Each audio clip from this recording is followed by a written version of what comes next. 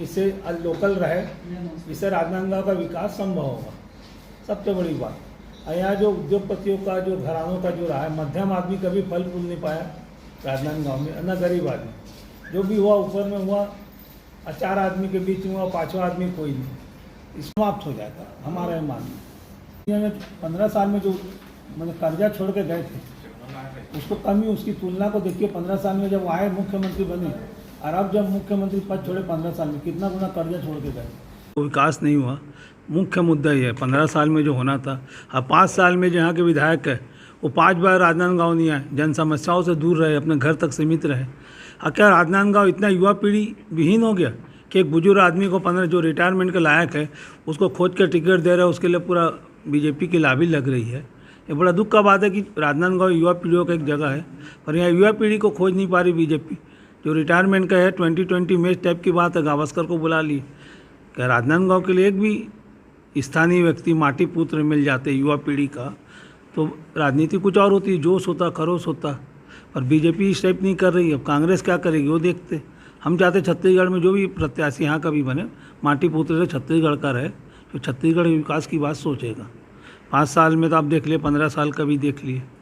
एक ऐसा मौका है, उसी संबंध में हम लोगों को जागरूक करना चाहते हैं कि आपको जागना है। शिक्षा, विकास मूल मंत्र, रोजगार जो जरूरी है उसके लिए कोई लड़ नहीं रहा है। भाजपा का, कांग्रेस के बीजेपी अपना बाबा साहब के संविधान को ख़त्म कर रही है, तोड़ मरोड़ रही है। चीज़ है, इसके लिए सबको रोड में आने, अपने परिवार बच्चों के लिए, हमारा ही मानना है। आप अपने पार्टी से राज्य में विधानसभा चुनाव में उम्मीदवार हो सकते हैं? हाँ, हो सकता हूँ, हो सकता है। आज फॉर्म भी खरीदूँ सेकंड हाफ में।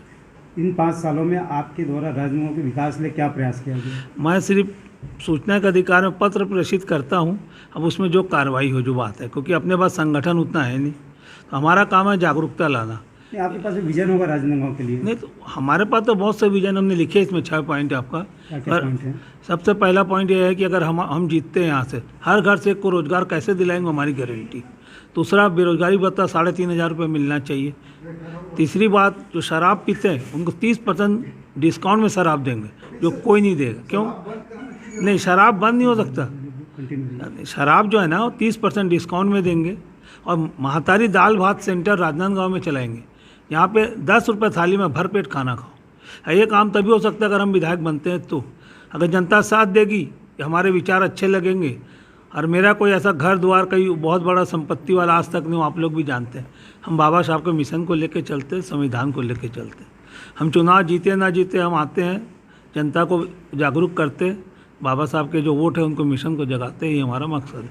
अब मेरे हिसाब से भाजपा रमन सिंह को जो टिकट दे रही है, एक बहुत बड़ा गलती है। बीजेपी को चाहिए कि युवा वर्ग को टिकट दे।